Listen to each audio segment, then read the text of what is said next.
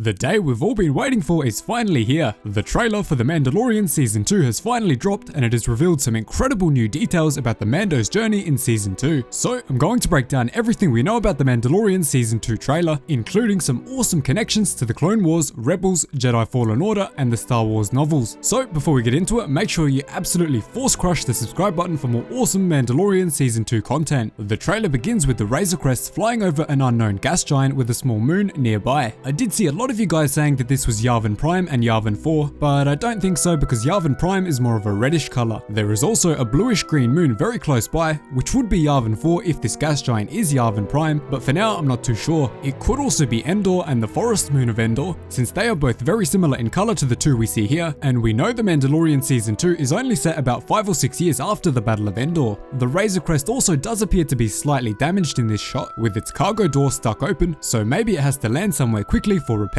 Either way, you guys let me know down below what you think. Following that, we see Din Djarin and the child on what looks to be a desert world like Navarro, but there are a lot of city lights in the background, pointing to somewhere slightly more populated. Now, I'm going to make a huge call here and say that this is possibly a drier area of the planet Lothal, the homeworld of Ezra Bridger, and the focus of a big part of Star Wars Rebels. This is backed up by the next shot where Din Djarin and the child are walking through a dry street with graffiti and city lights. If any of you guys have seen Rebels, you'll definitely get a feeling that this is an eerily similar location. The architecture of the buildings and the streetlights certainly match what we've seen from Lothal in Star Wars Rebels, so it honestly wouldn't surprise me if the Mando was sent there to find a certain rebel Mandalorian who features later in the trailer, which I'll break down very shortly. But again, this is just a wild theory and the location is probably somewhere else. In this shot, you can also see some red eyes peeking out from a small dark space to the left of the Mandalorian. Now, initially I didn't think this was a Jawa because the ones that we've seen on Tatooine usually had yellow eyes, but the Jawas found on Avala 7 actually have red eyes, probably evolving separately. This could certainly point to the planet being Avala 7 rather than Lothal, since Lothal didn't really have this much dryness and sand in the main streets. After that, we get a shot which is one of the only places that we can say for certain. This is almost definitely Tatooine, as we can see a Tusken Raider riding a massive bantha as the Razor Crest flies in. The shot itself doesn't really give away anything, but the fact we're returning to Tatooine once again is an almost sure sign that Boba Fett will be appearing in the show, as all of the rumors have said. We do know from the Aftermath series of novels that Boba Fett's armor was actually collected by a self-proclaimed sheriff on Tatooine called Cobb Vanth, who stole the armor and wore it himself.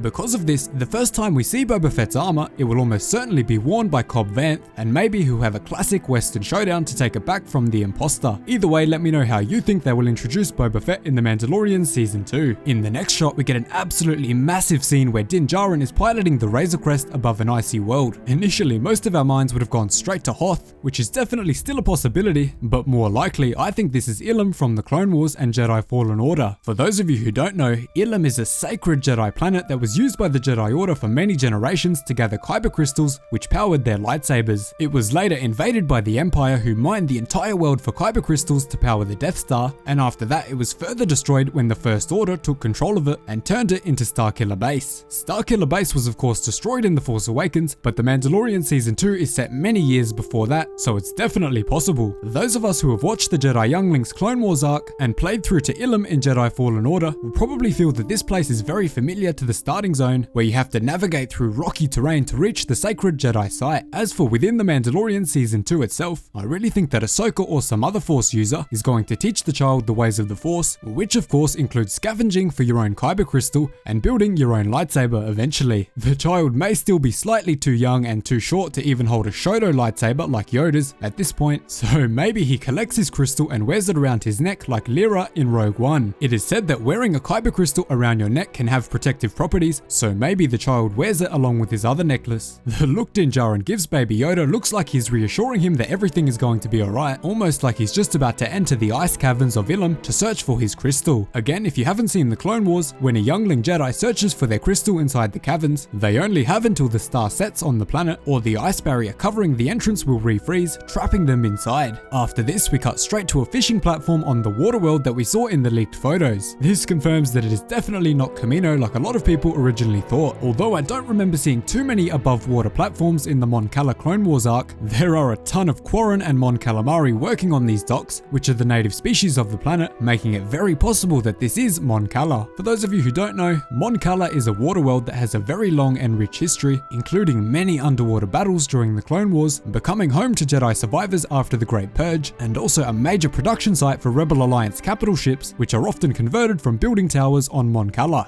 Now after this is a major reveal, and I'm absolutely so hyped to see this. We can see Sasha Banks hiding in a dark robe on the fishing platform. It's pretty clear that she's looking for Din Djarin and the child, but we don't exactly know what character she is playing. Most of the rumors before the trailer even released said that Sasha Banks would be playing Sabine in the show, so I personally think this is the most likely. Although we can't really see her usual coloured hair and Mandalorian armor from Star Wars Rebels, if she is undercover, which she looks to be, it's pretty standard to change your hair colour to a more discreet shade and change your outfit. Either way, I think she is a great choice for Sabine if that does end up being right. Really good transition from animation to live action with this one. Others were also saying that this was Ahsoka, but we can immediately rule that out because we don't see any head tails or face markings, and on top of that we pretty much know that Rosario Dawson is playing Ahsoka, confirming this to be false. If this mysterious hooded figure isn't Sabine, then she could be a Jedi survivor of the Great Purge, or someone more important than we realize. Let me know what you think down below. After that, Din Djarin boards a fishing vessel on the platform, probably to hunt whatever bounty target he was sent there to find. The captain is also a Quarren, which was hard to tell from the leaked photos, but it's nice to have that confirmed now. After that, we get some X-Wings escorting the Razor Crest, which I think might be sometime near Din Djarin's final battle with Moff Gideon. He'd definitely need a little more than just the Razor Crest to break through the defenses of Moff Gideon's Star Destroyer, which we will see him in coming up very shortly. After that, we see Greef Karga walking together with Cara Dune in his awesome new black wealthy looking outfit, probably meaning that the Bounty Hunters Guild is doing very well for itself. Next, we can see some TIE fighters taking off from the ground on what looks to be Navarro, so I'd assume these are going back to dock with Moff Gideon's Star Destroyer, which we see in the next shot. Here we see Imperial Remnant stormtroopers rushing down the corridor of Gideon's Star Destroyer in typical Star Wars fashion. Honestly love this shot, so awesome to see. It would be really awesome to finally see the true force of Moff Gideon in his Star Destroyer, so let me know down below what you think it will be called. Following that, we see a person hanging from a streetlight on the same planet as before. This is either Lothal, Corellia, or some other planet, but it definitely seems to be getting a lot of focus and will certainly contain a few targets for Mando to hunt. Straight after that, we can see Mando bringing the child into a cavern on the ice world, which further backs up the Ilum theory, as it looks exactly like the caves from the Clone Wars Ilum. This is also probably another entrance to the caverns, as we know the Empire completely obliterated the original sacred Jedi entry point. To end the trailer, we get an awesome scene with Din Djarin completely obliterating a Zabrak inside of a fight club, with two Gamorreans fighting in a ring. This will definitely be awesome to see and will look great once the full scene comes together. This could actually be on Tatooine, but again, Gamorreans were known to be located in other places, so it could be anywhere. As a side note, that is definitely Jon Favreau voicing the one-eyed green alien that talks to Din Djarin. Again, awesome to see. So that is the full breakdown of the Mandalorian Season 2 trailer, including potential hints at Sabine Wren, Ilum, Lothal, and Mon Cala. Let me know what you think will happen in Season 2 down below. Thanks so much for watching. Remember to subscribe for more awesome Mandalorian Season 2 content. Cheers guys, hope to see you in the next one.